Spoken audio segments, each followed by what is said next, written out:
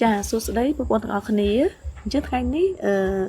nó cũ nâng miên video muối đai phần dột bộ bọn thằng khné nó không miên riêng bao giờ cứ bọc hiện trong nó đại dương được làm máu nó cứ bọc hiện nó smile khné chẳng ở đồng bốn thằng khné thử đăng sân tham mấy tới nó bọc hiện viết trên một cái cá bù chìa chẳng mấy thay vì chỉ phân nái na muối trong nắp na muối tránh vì bỏ đau nó vì mùi đôi hai dương miền nùng mua dương cắt này chụp bia chứ chạy cái này còn trắng á này cụ anh than này cụ miền ăn cọt mùi trắng chứ này cụ pu viết chị bấy nay mà kia chứ ăn cọt dương tờ bổ cứ mua gì đọc bê dương pu viết chị bấy trắng mấy thay dương bay chai viết chị bấy trắng ba dương trong tang chị bật phi á cứ viết miền phía bay cứ dương bay chị bấy 2% បាយយើងផាត់យកវាពីរ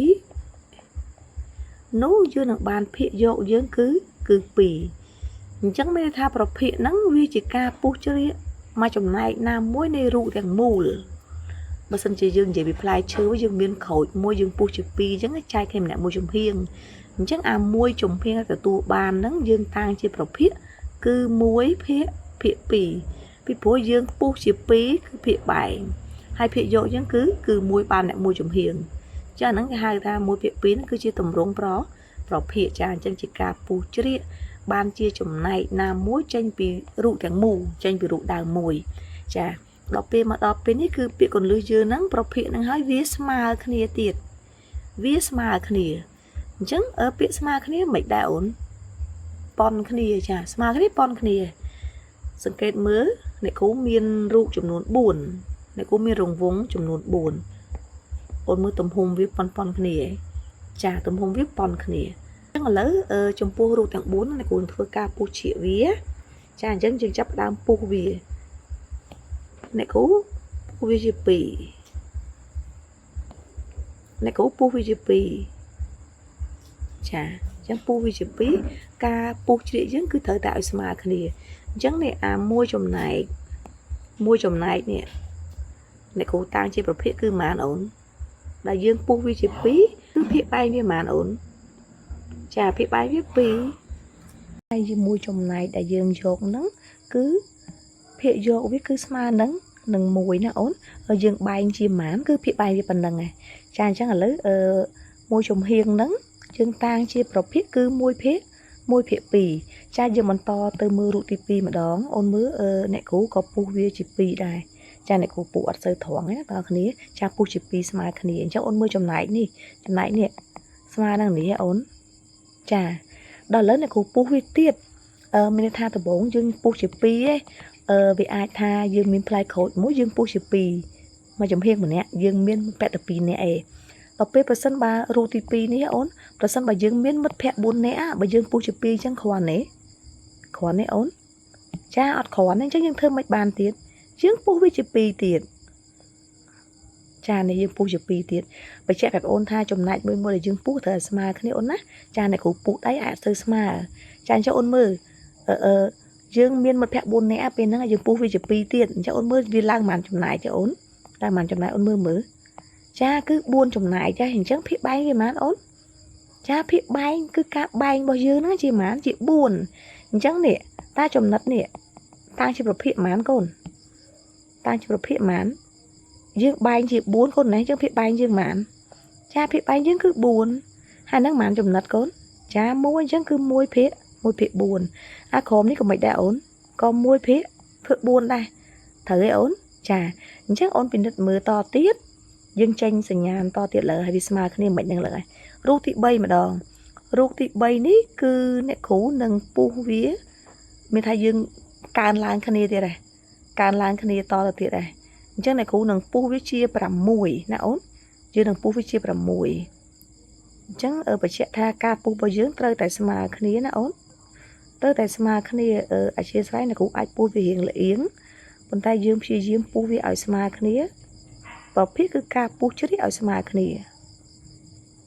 ចាអញ្ចឹងនេះអ្នកគ្រូពុះជា6អូនឃើញទេអូនជា6ណា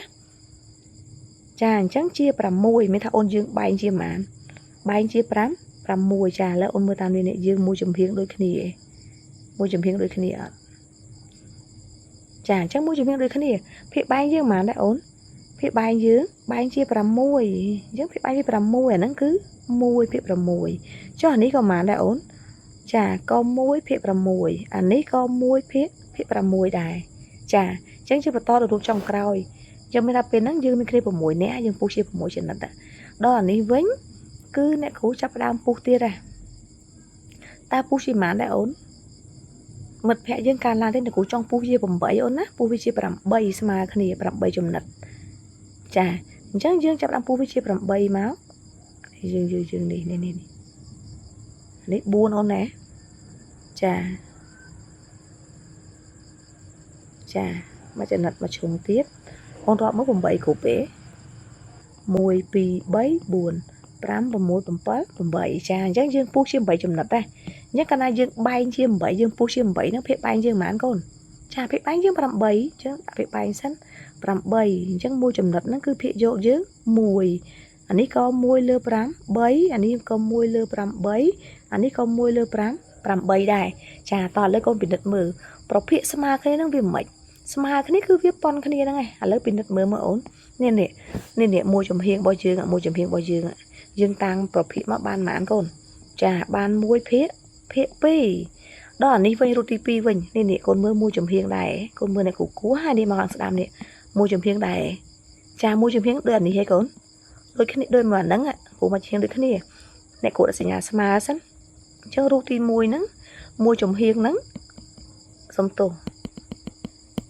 ចារូបទី1យើងហ្នឹងនេះមួយចំហៀងនេះវាស្មើនឹងរូបទី2មួយចំហៀងដូចគ្នា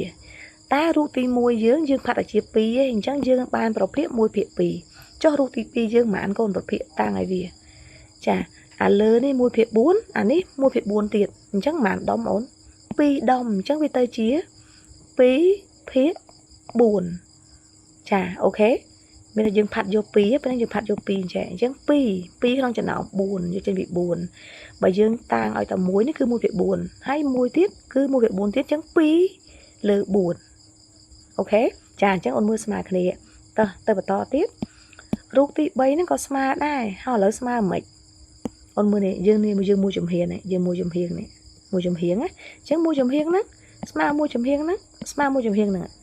អញ្ចឹងប្រភេទយើងមិនដោយសារយើងបែងជាប៉ុន្មានរូបហ្នឹងកូនបែងជា6អញ្ចឹងវាបែងយើង6ហ៎បើយើងយកបានតែមួយជ្រុងគឺ1លើ6តែពេលហ្នឹងគឺមួយចំហៀងអញ្ចឹងគឺ3ជ្រុងអញ្ចឹង3លើ5លើ6ចាយើងបន្តរូបចុងក្រោយរបស់យើងក៏ស្មើដែរស្មើមិនទៅយើងពុះជាប៉ុន្មានកូនមើលនេះក៏មួយចំហៀងដែរនេះកូនឃើញមួយចំហៀងដែរមួយចំហៀងហ្នឹងស្មើមួយចំហៀងរូបនេះក៏ស្មើមួយចំហៀងរូបនេះដែរអូខេអញ្ចឹងយើងពិនិត្យមើលមួយចំហៀងរបស់យើងហ្នឹងយើងរូបចុងក្រោយយើងបែងជាប៉ុន្មានបែងជា8ហើយកូនមើលមកប៉ុន្មានដុំ1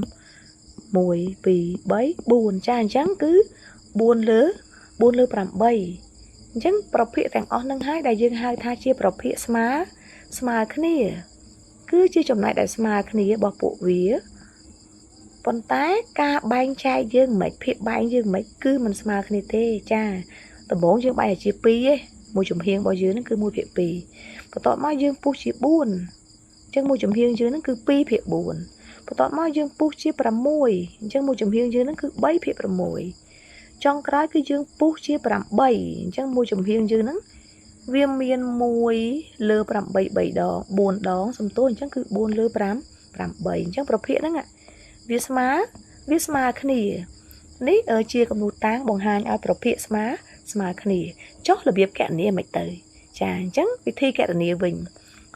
ប្រសិនបើយើងមានប្រភេទមួយយើងអ្នកគ្រូឧទាហរណ៍ថាយើងមាន2ភាគ5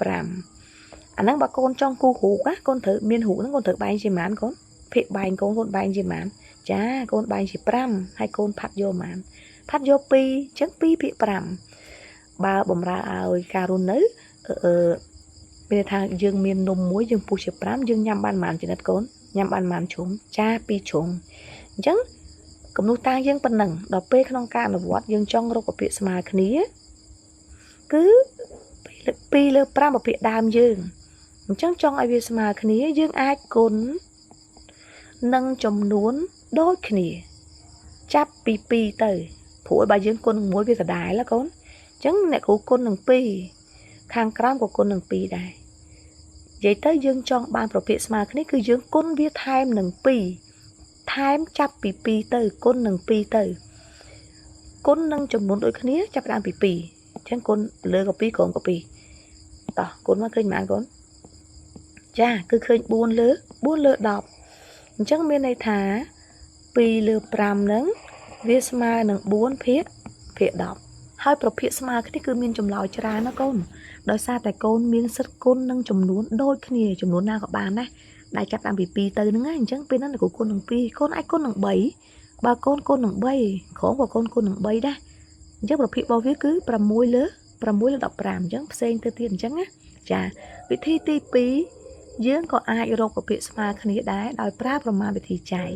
ចាអញ្ចឹងគ្រូឧទាហរណ៍ប្រធានខាងលើហ្មងយើងមាន8ភាគ4អញ្ចឹងយើងអាចប្រើវិធីគុណក៏បានចែកក៏បានចែកចិត្តយើងតើប្រភេទគេឲ្យយើងហ្នឹងអាចចែកដាច់អត់ប៉ុណ្្នឹងឯង